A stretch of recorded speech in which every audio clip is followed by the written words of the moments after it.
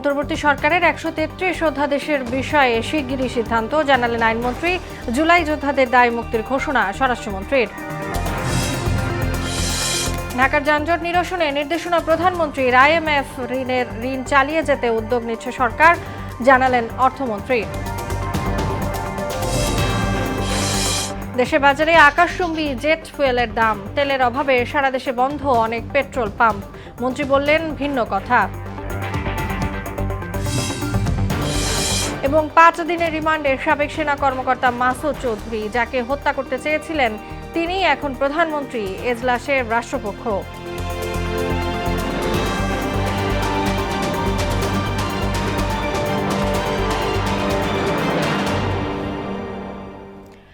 আসসালামু আলাইকুম, ঈদ মোবারক। স্বাগত মোহনা সংবাদে। এতক্ষণ শুনছিলেন শিরোনাম, পুরো সংবাদের সঙ্গে আছি তাসনুবা বিনতে তাহের।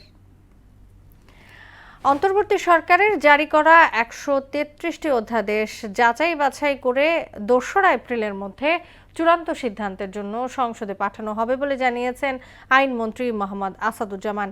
এদিকে স্বরাষ্ট্রমন্ত্রী সালাউদ্দিন আহমদ জানান, জুলাই যোদ্ধাদের দায় মুক্তি দেওয়া হবে।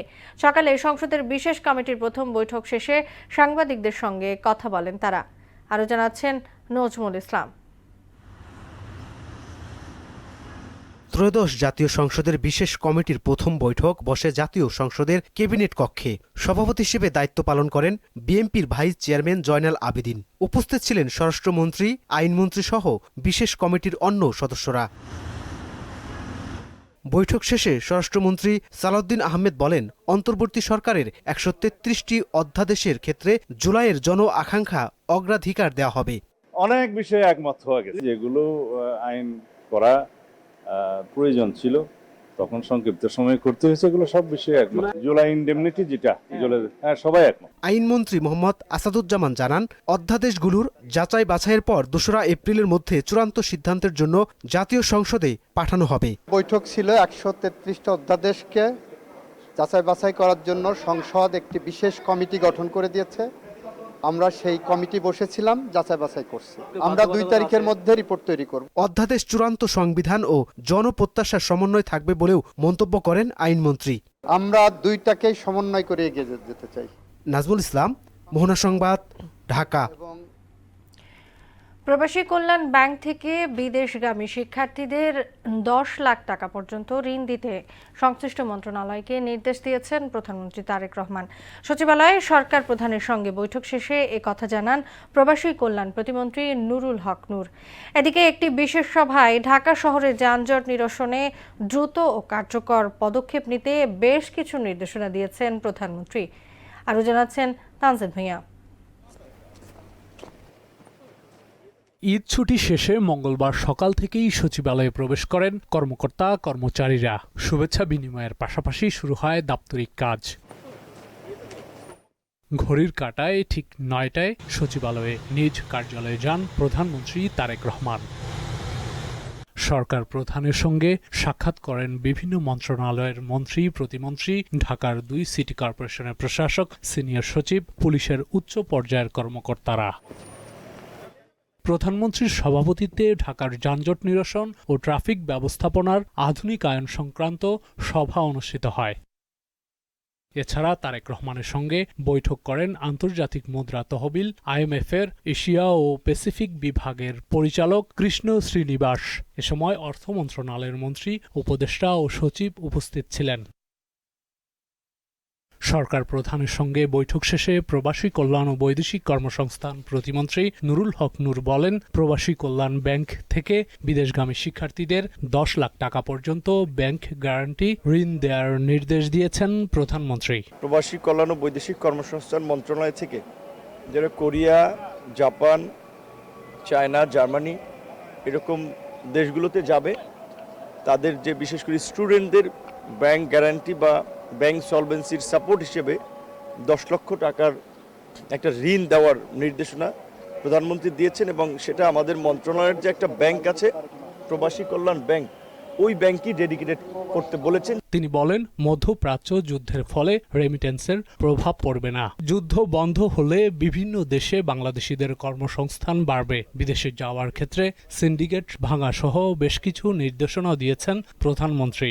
আশা করি যে আমাদের দেশের শ্রমবাজার খুব বেশি ক্ষতিগ্রস্ত হবে না, বরঞ্চ আমাদের দেশের চাহিদা আরও তৈরি হতে পারে। যে সমস্ত শ্রম বাজারগুলো বন্ধ আছে মালয়েশিয়া সহ, এবং সেখানে যে ধরনের সমস্যাগুলো আছে, এইটাও দ্রুত সময়ের মধ্যে শর্ট আউট করে লোক পাঠানোর ব্যবস্থা করা। তানজিদ ভুইয়া, মোহনা সংবাদ, ঢাকা। লোক পাঠা আন্তর্জাতিক মুদ্রা তহবিলের ঋণ কর্মসূচি চালু রাখতে চায় বিএনপি সরকার। সেজন্য আর্থিক সংস্কারের ক্ষেত্রে নানা উদ্যোগ নেওয়া হচ্ছে বলে জানালেন অর্থমন্ত্রী আমির খসরু মাহমুদ চৌধুরী। সচিবালয়ে প্রধানমন্ত্রী তারেক রহমানের সঙ্গে বৈঠক শেষে এসব কথা বলেন তিনি। এ সময় অন্তর্বর্তী সরকারের আমলে থেমে যাওয়া উন্নয়ন প্রকল্পগুলো চালুর বিষয়ে সরকার ভাবছে বলেও জানান অর্থমন্ত্রী।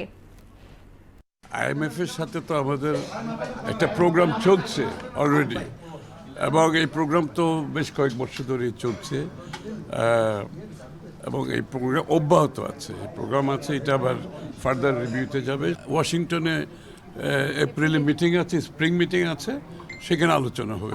IMF এর যে রিকোয়ারমেন্ট, এগুলো আমরা আলোচনা করেছি কতটুকু সম্ভব, এবং যেখানে বাংলাদেশে বর্তমান অর্থনৈতিক প্রেক্ষাপটে যেগুলো সম্ভব না, এগুলোকে আমরা ক্রমান্বয়ে করতে হবে। দেশের বাজারে আকাশচুম্বী জেট ফুয়েলের দাম অভ্যন্তরীণ ও আন্তর্জাতিক উভয় রুটের উড়োজাহাজে ব্যবহৃত জ্বালানির দাম লিটারে প্রায় 90 টাকা বাড়িয়েছে বিইআরসি। মঙ্গলবার মধ্যরাত থেকে কার্যকর হচ্ছে নতুন মূল্য তালিকা। বিইআরসির ঘোষণা অনুযায়ী অভ্যন্তরীণ রুটে প্রতি লিটার জেট ফুয়েলের দাম 112 টাকা 41 পয়সা থেকে বাড়িয়ে 202 টাকা 29 পয়সা করা হয়েছে। আর আন্তর্জাতিক ফ্লাইটের ক্ষেত্রে প্রতি লিটারের দাম 0.73 মার্কিন ডলার থেকে বাড়িয়ে 1.32 মার্কিন ডলার নির্ধারণ করা হয়েছে। ফিলিং স্টেশনগুলোয় জ্বালানি তেলের সরবরাহ না থাকায় ভোগান্তিতে পড়েছেন যানবাহন চালকেরা। অনেক জেলায় পেট্রোল পাম্প বন্ধ রাখা হয়েছে। রাজধানীতেও দিনের বেশিরভাগ সময় তেল না পেয়ে বিপাকে গ্রাহকেরা। হাতে গোনা কয়েকটি চালু থাকলেও সেখানে যানবাহনের দীর্ঘ সারি। এ বিষয়ে সচিবালয় বিদ্যুৎ ও জ্বালানি মন্ত্রী বলেন, তেলের পর্যাপ্ত মজুদ থাকলেও হঠাৎ বিক্রি বেড়ে যাওয়ায় সংকট তৈরি হয়েছে।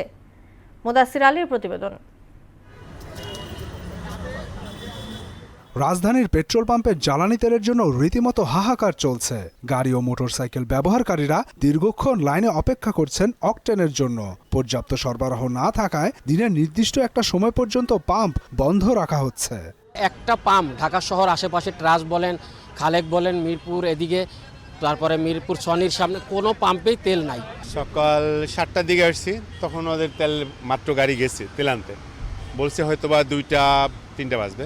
সে তো বোঝা যাচ্ছে যে সব তেলের অভাব নাই, কিন্তু তেল তো আসলে বাস্তবে ফিল্ডে পাওয়া যাচ্ছে না। 13টা পেট্রোল পাম্পে গেছি, একটা তো তেল নেই, শুধু বলতেছে তেল আসবে, কখন আসবে ঠিক নেই। পেট্রোল পাম্প সংশ্লিষ্টরা জানান, চাহিদা অনুযায়ী তেল সরবরাহ করতে পারছেন না তারা।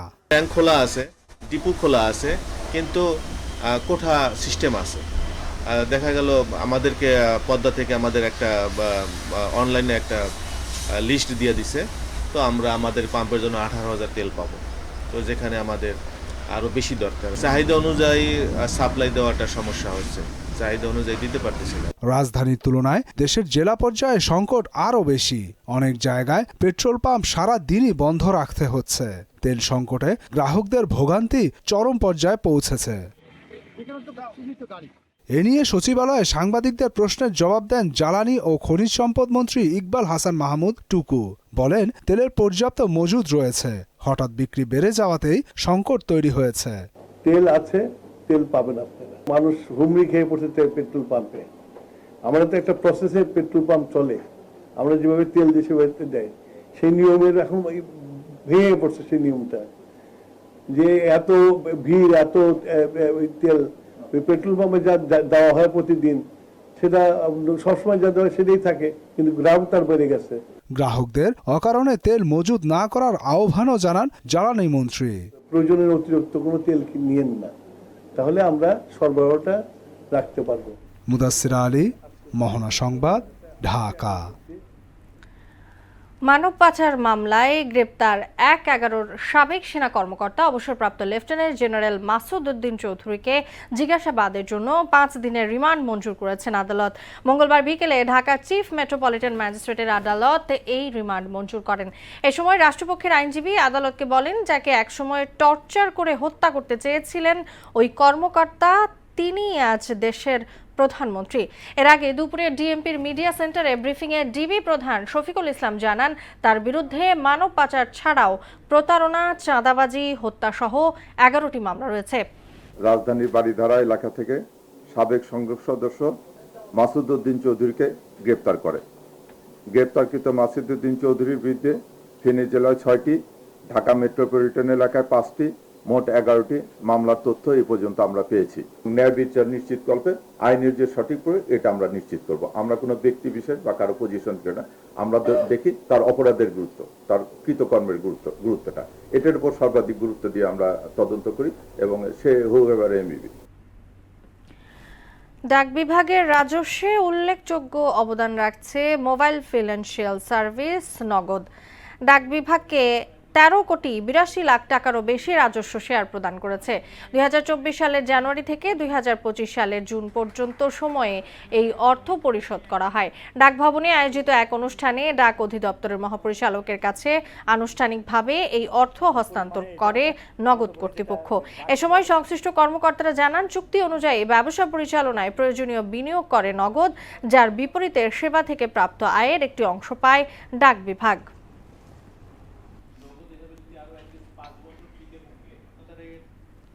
আন্তর্জাতিক প্রসঙ্গ, যুক্তরাষ্ট্র ও ইরানের মধ্যে মধ্যস্থতাকারীর ভূমিকা নিয়েছে পাকিস্তান। ইসরায়েলকে লক্ষ্য করে ড্রোন ক্ষেপণাস্ত্র হামলা আরও কঠোর করার হুমকি দিয়েছে ইরানের প্রতিরক্ষা বাহিনী আর আইআরজিসি। ঐশী আলমের ডেস্ক রিপোর্ট। যুক্তরাষ্ট্র ও ইরানের মধ্যে মধ্যস্থতাকারীর ভূমিকা নিয়েছে পাকিস্তান। যুদ্ধ অবসানে ইরানের প্রেসিডেন্ট মাসুদ পেজেশকিয়ানকে ডোনাল্ড ট্রাম্পের সঙ্গে সংলাপে বসার আহ্বান জানিয়েছেন পাকিস্তানের প্রধানমন্ত্রী শেহবাজ শরীফ। পাকিস্তানের পাশাপাশি তুরস্ক ও মিশরও এই কূটনৈতিক প্রচেষ্টায় মধ্যস্থতাকারী হিসেবে কাজ করছে।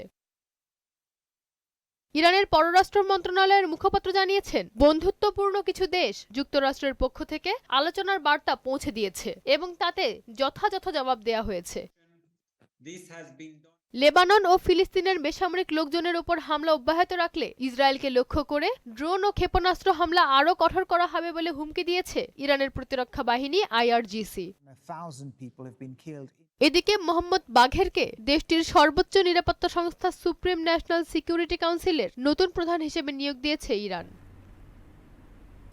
ঐশী আলম, মোহনা সংবাদ। খেলার খবর ফুটবল। সাফ অনূর্ধ্ব ২০ চ্যাম্পিয়নশিপে পাকিস্তানকে ২-০ হারিয়েছে বাংলাদেশ।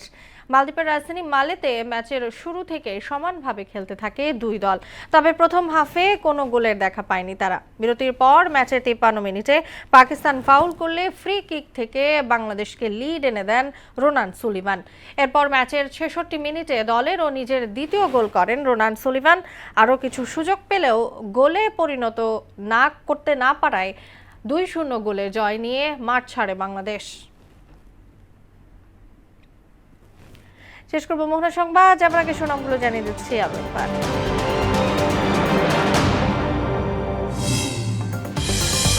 অন্তর্বর্তী সরকারের ১৩৩ অধ্যাদেশের বিষয়ে শিগগিরই সিদ্ধান্ত জানালেন আইনমন্ত্রী। জুলাই যোদ্ধাদের দায় মুক্তির ঘোষণা স্বরাষ্ট্রমন্ত্রীর। ঢাকার যানজট নিরসনে নির্দেশনা প্রধানমন্ত্রীর। IMF এর ঋণ চালিয়ে যেতে উদ্যোগ নিচ্ছে সরকার, জানালেন অর্থমন্ত্রী। দেশের বাজারে আকাশচুম্বী জেট ফুয়েলের দাম। তেলের অভাবে সারা দেশে বন্ধ অনেক পেট্রোল পাম্প। মন্ত্রী বললেন ভিন্ন কথা। এবং ৫ দিনের রিমান্ডে সাবেক সেনা কর্মকর্তা মাসুদ চৌধুরী, যাকে হত্যা করতে চেয়েছিলেন তিনি এখন প্রধানমন্ত্রী। এজলাসে রাষ্ট্রপক্ষ।